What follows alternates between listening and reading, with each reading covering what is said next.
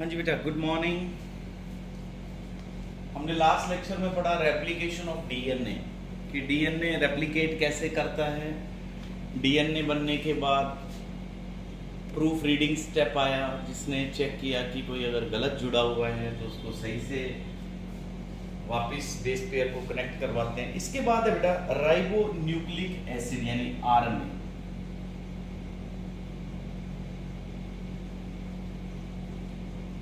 ये भी बहुत इंपॉर्टेंट पार्ट है। आरएनए स्ट्रक्चर में डीएनए के तरह का ही है बट कुछ डिफरेंसेस है। It's similar to DNA but following differences. कुछ डिफरेंसेस आरएनए में मिलते हैं। आरएनए भी बहुत इंपॉर्टेंट पार्ट है बेटा। बिना आरएनए के डीएनए का कोई यूज ही नहीं हो सकता। अभी आप आगे जान जाएंगे कि आरएनए ही प्रोटीन बनवाने में हेल्प करता है, डीएनए की इंफॉर्मेशन को एक्सप्रेस करने में, उसको एग्जीक्यूट करने में, डीएनए के काम को पूरा करने में आरएनए की बहुत जरूरत है। तो आरएनए में डिफरेंस क्या है कि फर्स्ट तो आपको पता है आरएनए में शुगर जो होती है वो राइबोज शुगर है इन प्लेस ऑफ डीऑक्सीराइबोज।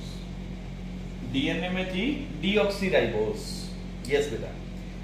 इसमें आरएनए में होती है बेटा uracil in place of thymine. DNA में थायमिन था। डीएनए डबल स्ट्रैंडेड था जबकि आरएनए जो है वो सिंगल स्ट्रैंडेड होता है बेटा, एक स्ट्रैंड वाला है। लेकिन कुछ एक्सेप्शंस है हमारे पास इसके। इन डिफरेंसेस पे कुछ एक्सेप्शंस है बेटा। एक जैसे रियो वायरस है, एक एग्जांपल है, याद रखना आपने, रियो वायरस। इस वायरस में आरएनए जो है वो डबल स्ट्रैंडेड है, उसमें 2 स्ट्रैंड है। आरएनए इज डबल स्ट्रैंडेड जो कि यूजुअली अदरवाइज कैसा होता है, सिंगल स्ट्रैंडेड। इसके बाद बेटा types of RNA. Broadly RNA को हम 2 पार्ट में डिवाइड करते हैं। एक तो non genetic RNA. Non genetic RNA मतलब जिस आरएनए का कैरेक्टर से कोई लिंक नहीं है, हेरेडिटरी यूनिट नहीं है, जिसका काम है हेल्प करना डीएनए के एक्सप्रेशन में। तो नॉन जेनेटिक आरएनए 3 तरह का है, जिसमें एक होता है बेटा आरआरएनए, एक होता है बेटा टीआरएनए और एक होता है एमआरएनए। ये तीनों आरएनए अभी हम डिटेल में पढ़ेंगे। एक होता है बेटा जीनोमिक आरएनए या जेनेटिक आरएनए। ये जेनेटिक मटेरियल की तरह एक्ट करता है, डीएनए की तरह एक्ट करता है, जहां पे ये इंफॉर्मेशन कैरी करता है, जेनेटिक इंफॉर्मेशन। तो कुछ वायरसेस में है ऐसा। एक तो अभी हमने एग्जांपल पढ़ा जैसे रियो वायरस में, एक तंबाकू मोजाइक वायरस के अंदर भी आरएनए एक्ट करता है एज अ जेनेटिक मटेरियल। एक क्यूबी बैक्टीरियोफेज में। ये एग्जांपल्स याद रखने आपने। अब हम नॉन जेनेटिक आरएनए की स्टडी करेंगे बेटा। नॉन जेनेटिक आरएनए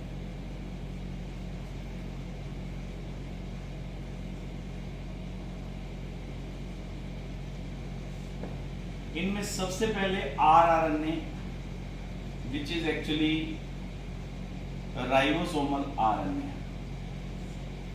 हमने +1 में स्ट्रक्चर पढ़ा है राइबोसोम का। लार्जर यूनिट होती है, एक स्मॉलर यूनिट होती है बेटा। राइबोसोमल आरएनए टोटल आरएनए का 80% मिलता है सेल में। सबसे ज्यादा यही है आरआरएनए। हाँ जी। सेकंड बेटा, it was discovered bye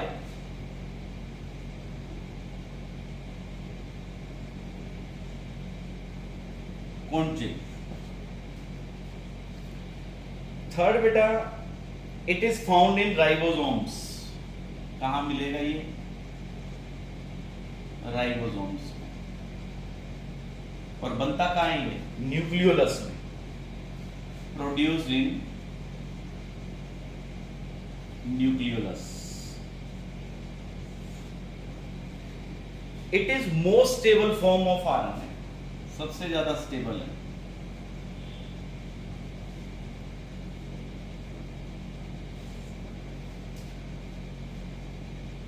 eukaryotic cells में राइबोसोमल आरएनए हमने लोअर क्लासेस में भी पढ़ा हुआ है, ATS का होता है, S for Svedberg unit. Eukaryotic cells में ये होता है बेटा ATS, और इसकी सब यूनिट कौन सी होती थी वहां पे? 60S और 40S की। 60S सब यूनिट के अंदर there are 3 types of rRNA। ये आगे फर्दर 3 तरह की थी बेटा, 5S, 5.8S और 28S। और थर्ड है बेटा 5S। तो टोटल टाइप कितनी होगी इसकी? टोटल हो गया बेटा ये 4 टाइप्स का।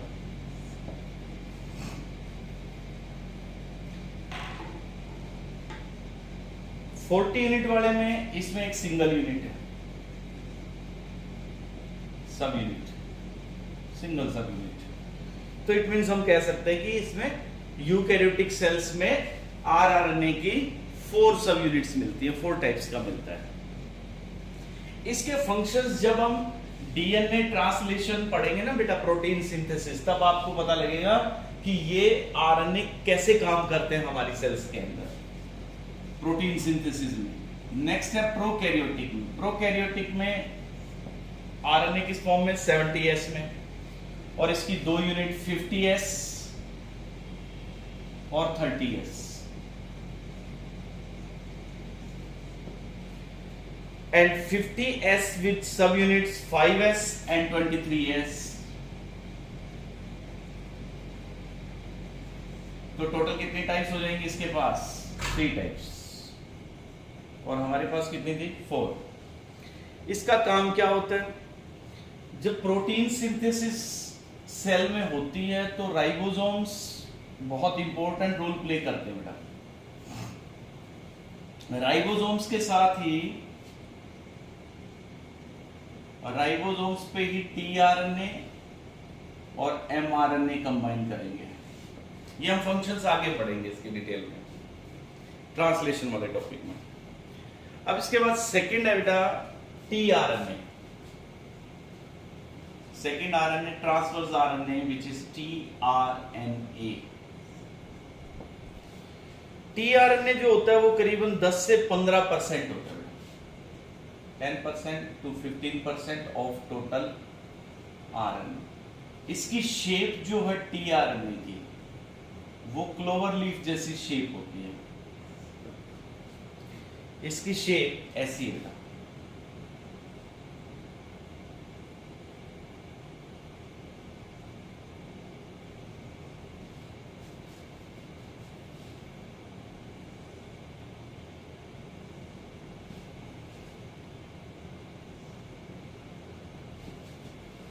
ये tRNA.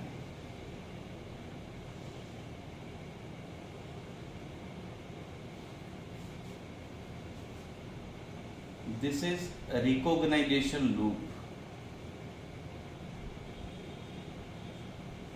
This side. There are 3 sides. They are anticodon. ये mRNA पे जुड़ने के लिए।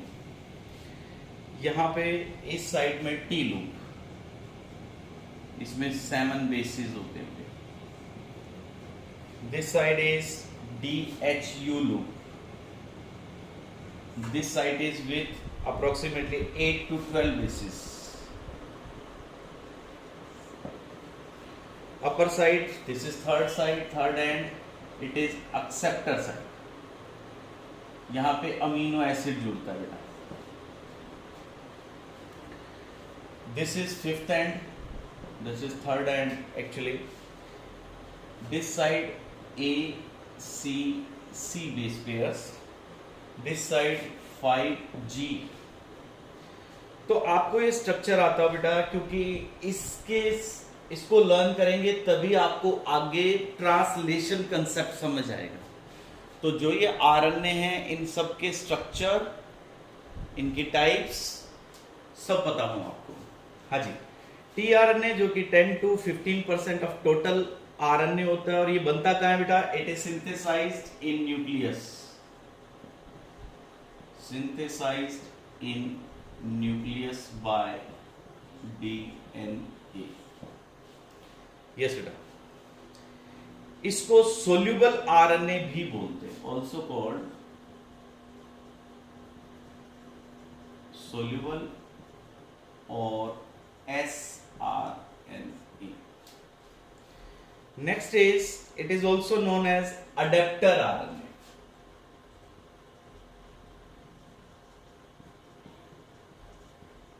Adapter RNA. हाँ जी. It is smallest RNA.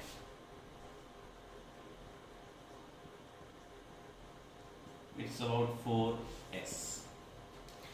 इसमें जो डिफरेंट साइट्स हैं for the combination with the amino acid, this is actually carrier end. यहाँ पे अभी मैंने आपको बताया कि ये कैरियर एंड, इसके साथ अमीनो एसिड जुड़ता है करके. हर अमीनो एसिड के लिए अलग अलग टीआरएनए मिलते हैं, ताकि वो उस प्रोटीन सिंथेसिस के टाइम जो ये टीआरएनए उसको कैरी कर सके अमीनो एसिड को.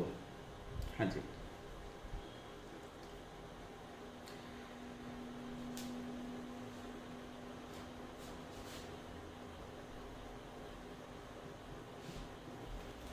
इसके एक्सेप्टर साइड पे बेस पेयर्स कौन से? ए, सी, सी. ये 3 डायमेंशनल स्ट्रक्चर इसका जो दिखता है, वो 3 डायमेंशनल स्ट्रक्चर तो अभी मैंने आपको बताया था क्लोवर लीफ जैसा दिखता है, और इसका 2 डायमेंशनल स्ट्रक्चर अगर आप देखते हैं तो एल शेप दिखता है. It is L shape in 2 dimensional structure. Yes. Now it's loops. इसके जो लूप्स हैं, ये लूप एक एक्सेप्टर लूप, इसका इस साइड मैंने आपको बताया कि अमीनो एसिड आके जुड़ेगा. फिर ये जो साइड है रिकॉग्नाइजेशन लूप, यहाँ पे एमआरएनए आके जुड़ता है. डीएचयू लूप जो है, यहाँ पे अमीनो एसाइल सिंथेटेज एंजाइम जुड़ता है आकर के. अब थर्ड टाइप है बेटा आरएनए की. अब इसका स्ट्रक्चर लर्न करेंगे आप पहले. इसका फंक्शन तो आपको प्रोटीन सिंथेसिस में फिर से एक्सप्लेन करूंगा, वहां समझ आ जाएगा बच्चे. थर्ड है बेटा मैसेंजर आरएनए. मैसेंजर आरएनए जिसको एमआरएनए भी कहते हैं. इसकी अमाउंट कितनी है? रिमेनिंग 5% ही हो जाएगा बेटा, सबसे कम ही हो जाएगा. इसको हम एचएनआरएनए भी बोलते हैं. एचएनआरएनए मतलब हेट्रोजीनियस, क्योंकि इसकी लेंथ वेरिएबल है. इसका स्ट्रक्चर ऐसा रहता है.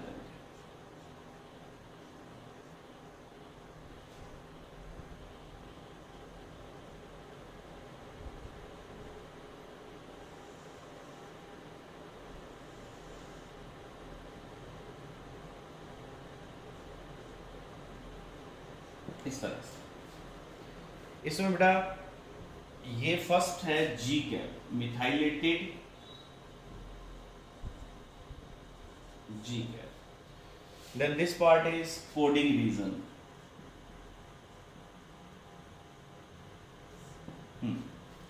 Then last is poly A tail. Yes. This is non-coding region. यहां पे इसके इनिशिएशन कोडोन रहते हैं. जो प्रोटीन सिंथेसिस स्टार्ट करवाते हैं। इनिशिएशन कोडॉन कौन सा होता है बेटा, AUG या GUG मिलेंगे। लास्ट में यहां मिलते हैं टर्मिनेशन कोडॉन, जो प्रोटीन सिंथेसिस को स्टॉप करवाते हैं, जिनको स्टॉप कोडॉन भी बोलते हैं, and they are UAA UAG।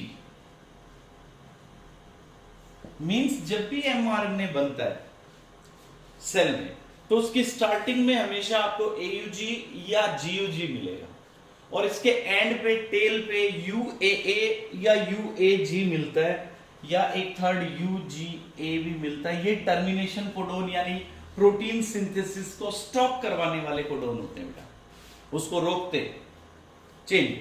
हाँ जी, the name of this mRNA was given by mRNA name was given by Jacob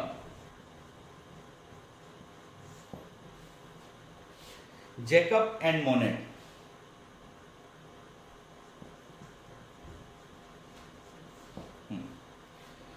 Yes, mRNA is produced in the nucleus by the DNA।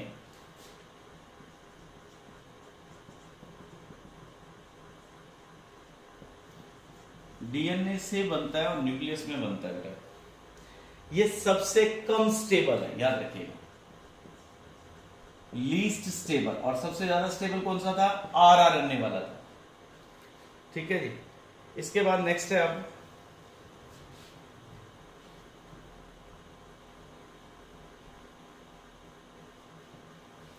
अब हमने इसके structure पढ़ लिए बेटा आरएनए के, जिसमें हमने tRNA, rRNA, mRNA, ये स्ट्रक्चर हमने देखे हैं बच्चे।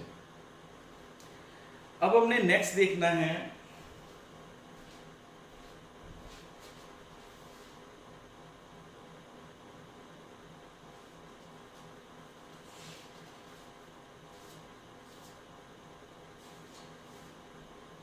नेक्स्ट टॉपिक हमारा है बेटा ट्रांसक्रिप्शन।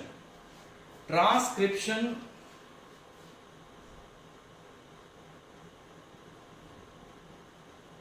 का मतलब है कि डीएनए से आरएनए जो बनता है। अब देखो बच्चों, डीएनए का फंक्शन क्या है कि वो कैरेक्टर कैरी करता है पेरेंट्स से बच्चों तक। अब डीएनए कहां पड़ा हुआ है, डीएनए है न्यूक्लियस के अंदर। जैसे ये सेल, ये न्यूक्लियस, और डीएनए यहां है। डीएनए अपने आप को एक्सप्रेस कैसे करता है, कैसे वो कैरेक्टर्स देता है। आप फर्स्ट चैप्टर से पढ़ते आ रहे हैं ना, मेंडल ने कहा कि फैक्टर्स हैं, these factors are responsible for the expression of the character. और हमने बाद में पढ़ा कि these factors are actually genes. Genes मतलब सेगमेंट ऑफ डीएनए। डीएनए ये यूनिट एक्सप्रेस कैसे करेगी, कैरेक्टर कैसे देगी।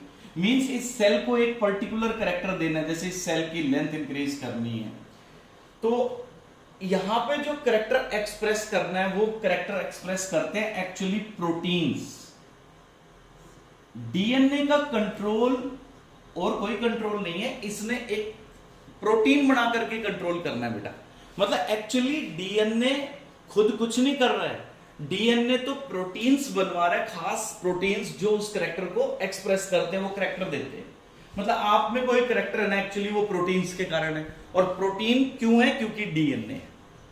अब डीएनए ने जब प्रोटीन्स बनवाने, वो खुद बाहर नहीं आएगा, यहां नहीं आएगा, यहां आएगा तो एंजाइम्स उसको डाइजेस्ट कर देंगे। अच्छा, प्रोटीन्स अंदर नहीं बन सकते क्योंकि सारा सामान जो यहां पे है, टीआरएनए है, राइबोसोम्स हैं और अमीनो एसिड है, ये सारे अंदर नहीं जा सकते। तो फिर इट मींस इस डीएनए में और प्रोटीन बनाने के लिए बीच में मीडिएटर चाहिए।